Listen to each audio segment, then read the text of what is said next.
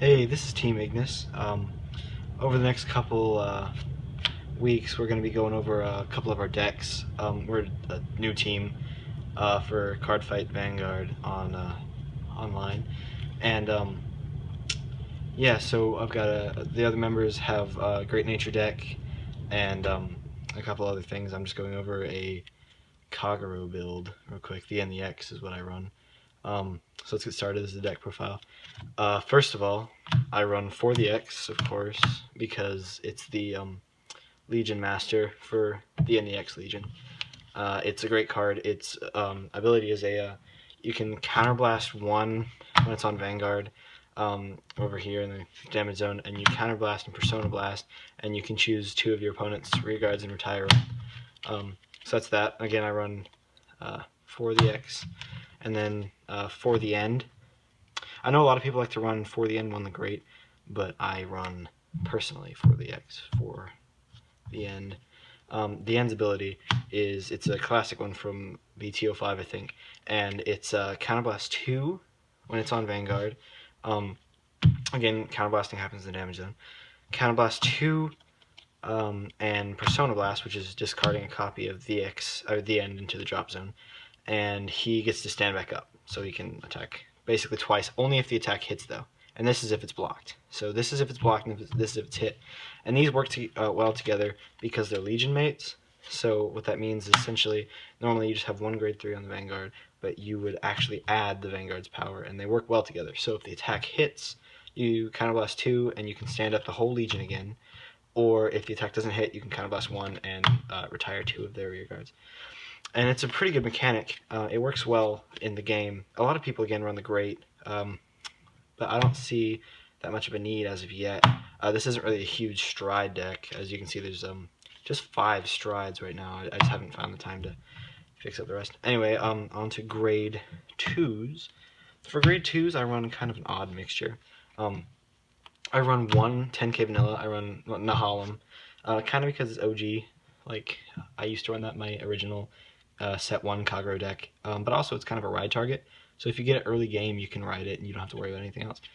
But aside from the 10k vanilla, I run 3 Perdition Dragon Dragonic Neoflame. And he's really good. His ability is that when he's placed on rear guard, at the end of this turn, this unit gets what you have to do is counterblast 1 in the damage zone, and when your opponent's rear guard in the same column as this unit is retired, retire the other unit. So basically what that means is, like, I don't know, if this is over here on one of the rear guard columns and it's been called that turn, and anything else on your field retires any other unit on their field, for an extra counterblast of 1, you get to retire the either back row or front row unit, depending on which one you didn't retire. So it's pretty good. I run 3. He's the Legion mate for the Great, so a lot of people run 2 or 3 of him and then the Great, but again, I don't see fit to run the Great, so I just run 4 and 4 and 3 Neoflame. Next, I run 4 of the 12k beater. He's Burning Horn Dragon. He's really good. He's good for pressure in your grade 2 turn, and for the rest of the game, actually. He's just a 12k attacker when you have an Overlord card in your Vanguard circle. So yeah, I run 4 of him.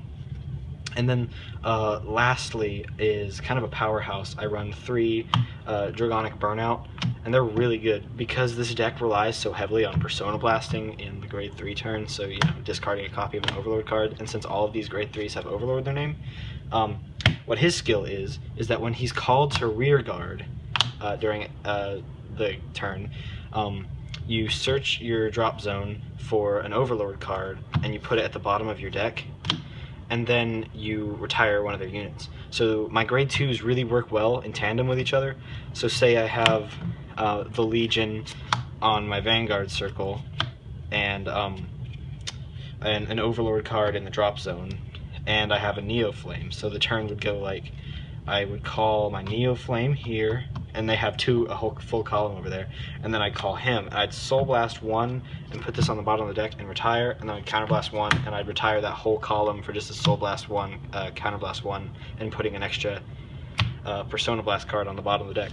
It's pretty good. It works well. I just don't find myself using it as much as I would like to, so just keep that in mind. I run this. A lot of people run a different grade 2 lineup. I know there's a girl in Europe who won the European Championship with a different style deck where she ran 4 nahelem or something weird, but anyway.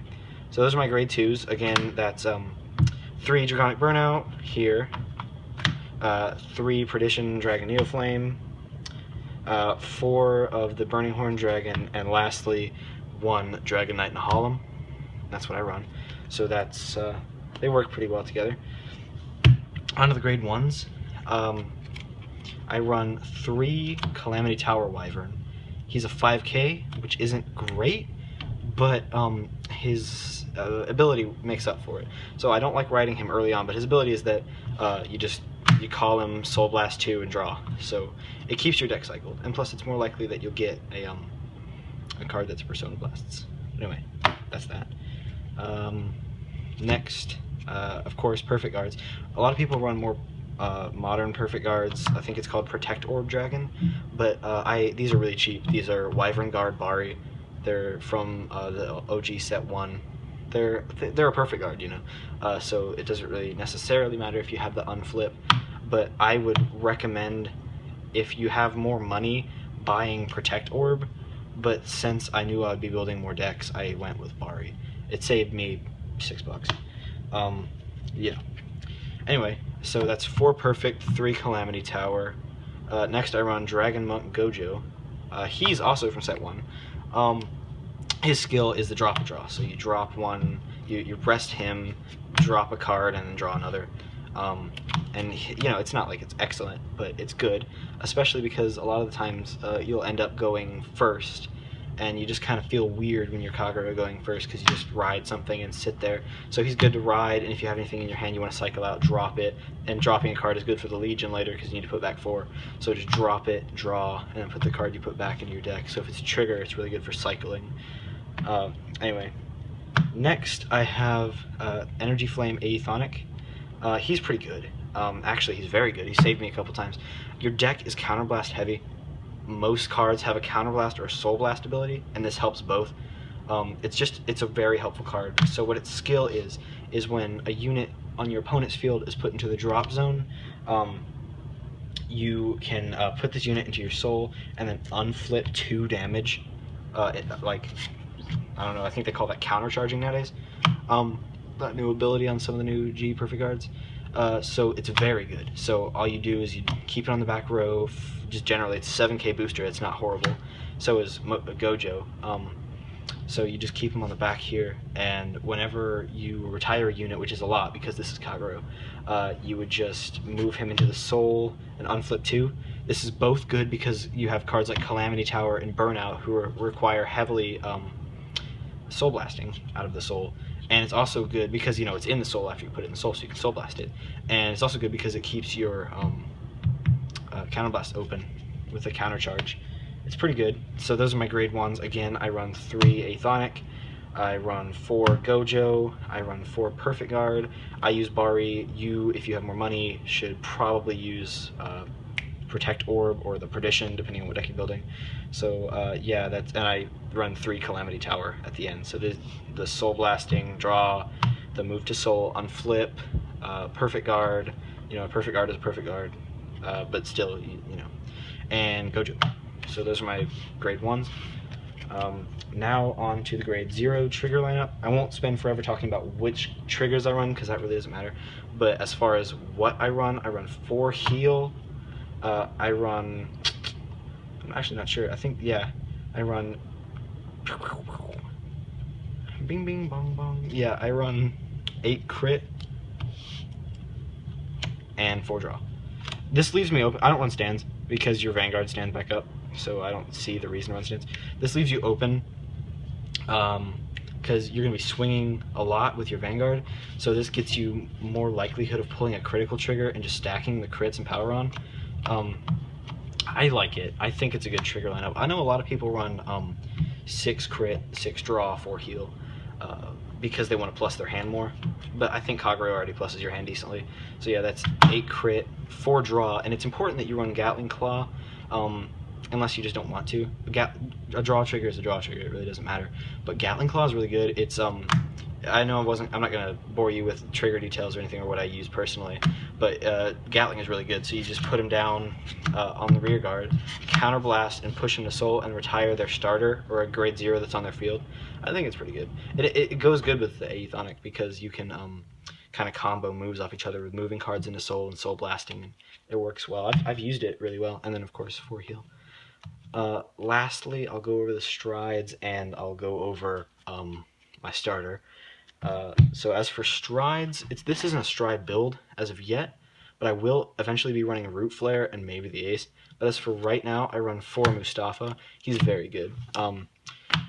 He's a bit older of a stride, and people don't really appreciate him for how good he is, but you stride him, and you counterblast 1, and you choose face down card from your G zone, you turn it face up, so you just, you G blast. And you choose an opponent's rear guard, and you retire it. And then it's when this unit attack hits a Vanguard, you can choose a card from your damage zone and turn it face up. So it's really good for if you want to like turn cards face up or face down, because there's a lot of counterblast involved. Yeah, there's a lot of counterblast involved in this deck. So anyway, lastly, for strides, I run a card called Mahmud, and really it's just when this attack hits a Vanguard, choose one of your opponent's rear guards and retire it. So it's okay. See, like you notice I had to read the card because I don't really stride him much. I only stride when I'm facing like Link Joker or something that restricts my field, so I want to have a more powerful Vanguard. But this deck really isn't a stride build, as I was saying before. It can be, but it's not, as I have it now. It's a bit older. It works very well. I've topped in our local tournaments here quite a bit with this deck. But anyway, so that's my strides. And ideally, you'd run 4 and 4. I just haven't found the time to buy any more Mahmud. He's very cheap. I think he's like 50 cents. So yeah, that's what I run personally. And then lastly, the starter is Red Pulse DracoKid. He's pretty good. He's just counterblast 1, move into the soul. Again, good for soul blasting later. And search the top 5 for a Overlord, or just a grade 3. But all my grade 3s are Overlord. So that's good for the Persona Blast later. And I know a lot of people run this, and not just the NEX, but just Kagero decks in general. Anyway, guys, that is going to be the deck profile today. I'll be making a couple more for our team later. I don't know as to when, but we've got a couple more decks in store for you guys. Anyway, thanks for watching. I'll see you guys later.